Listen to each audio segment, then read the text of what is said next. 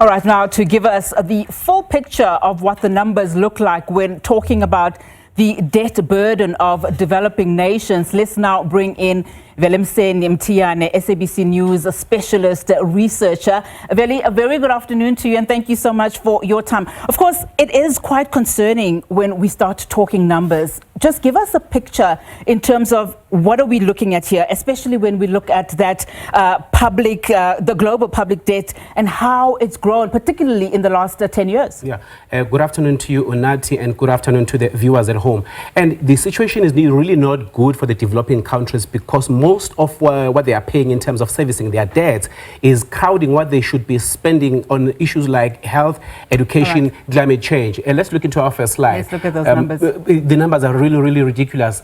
Currently, the global debt for all the countries in the world is sitting at 100 trillion US dollars. That's a staggering figure right there. But what is important, Unati, to note is that between 2010 up to 2024, the debt has grown by more than 100%. If you look at it, was 51 trillion US dollars in 2010. It has risen all the way to 102 trillion by the end of 2024. And I mean, I want to unpack exactly what that means.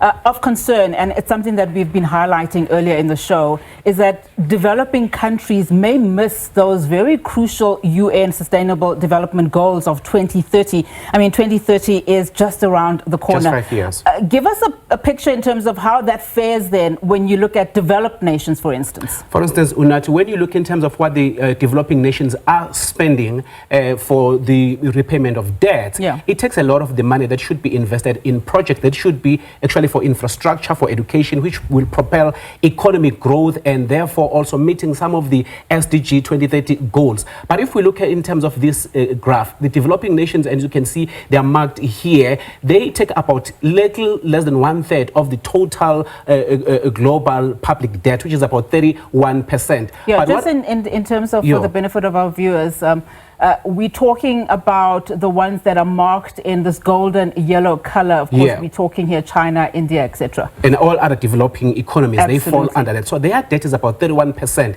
It may appear that it is small, but when it comes into that, the debt of the developing countries has grown twice in the past 15 years. So it has grown by almost, so should I say, 100% in the past 15 years. So this is a concern because it means that the money that should be channeled into funding projects of education which are in line with the sustainable development goals is spent more servicing what the debt, and the money that should be spent on health, the money that should be spent on infrastructure, the money that should be spent on the opportunities to grow economies so that the economies are lifted up from the space which they are in, which is unsustainable, where they are heavy laden by debts. So now this is a time whereby we look at what they owe, and then we're saying it may appear small, but their debt has been growing quite considerable in the past 14 years. And I mean, on that note, you do raise a very important point here in terms of looking at that picture in as far as what developing nations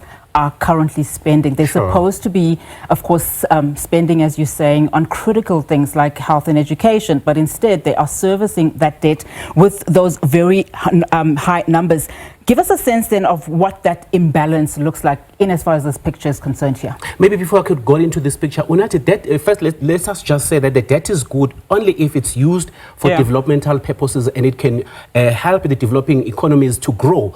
But in the sake of the developing nations, if we look in terms of this graph, about 3.4 billion people live in countries whereby the debt repayment of each of those economies is far more than what they spend on education or on health. And this is an issue if you look into Africa and you look at the Asia and Oceania, Latin America and the Caribbean. Now, it means these are the countries that are struggling to grow and are struggling to meet the sustainable development goals, and therefore we see them spending so much when it comes into that debt service cost, reaching high proportions far above what they should be spending on the critical issues. And Unati, even here in South Africa, in your next slide, you will see that we are not spared. South Africa currently, as we speak, in the current financial year, 426 billion rands is set apart to service our debt.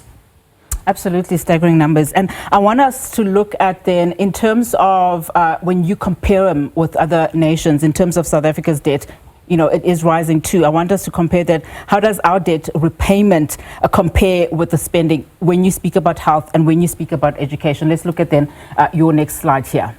Right. This is the information, Unati, taken from the National Treasurer's budget documents. So currently, when we look into what we are spending in terms of the debt service cost as a country, and you look at what we are spending on the basic education, it's about 329 billion, right? But now, if you look at what we are spending for debt service cost is 429 billion. So what we are spending on debt service cost as opposed to what we are spending on basic education is far, and as you can see there. And also, if we can push it a little further and say, even if you can combine what the university transfers together with the basic education, we still cannot reach the amount of money that we are spending servicing our cost as opposed to the amount of money that we are spending when it comes to basic education as well as tertiary education. Yeah, so in other words, what you're saying is that even the amount of money that is supposed to be plowed into just pure education is currently not. This is the picture that actually tells it all. Of course, remember the debt service cost is crowding the fiscal space for critical projects like what we are mentioning here, health, which we're about to look at, like education. In fact, let's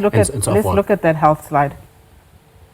Now, Unati, when we look in terms of what we are spending again, totally, it's about 296 billion that has been allocated for the current financial year when it comes to public health in this country. But now, again, compare that with 426 billion that we are spending servicing our debt. So you can see that this figure that we are spending on servicing our debt is far higher than what we are spending on the critical expenditure like the public health care in this country. I mean, we've come to the last slide, but Veli, you've painted a rather grim picture, particularly as we look at, that crisis that speaks to debt facing developing nations. I mean, it is a G20. We know that there are a number of forums currently taking place, including, of course, addressing some of these financial constraints. Is enough, as we wrap up our conversation, is enough being done? I mean, what is South Africa looking at the moment?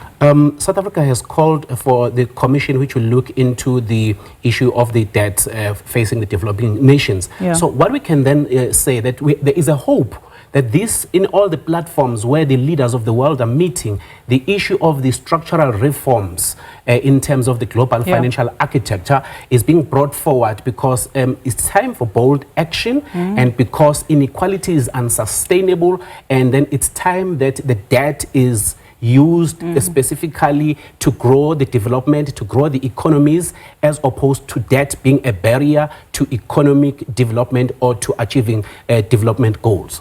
And I mean, we're going to unpack that a little bit further with our analysts, but really, thank you so much for your time. All right, that was Velemseni Mthiyane, SABC specialist researcher.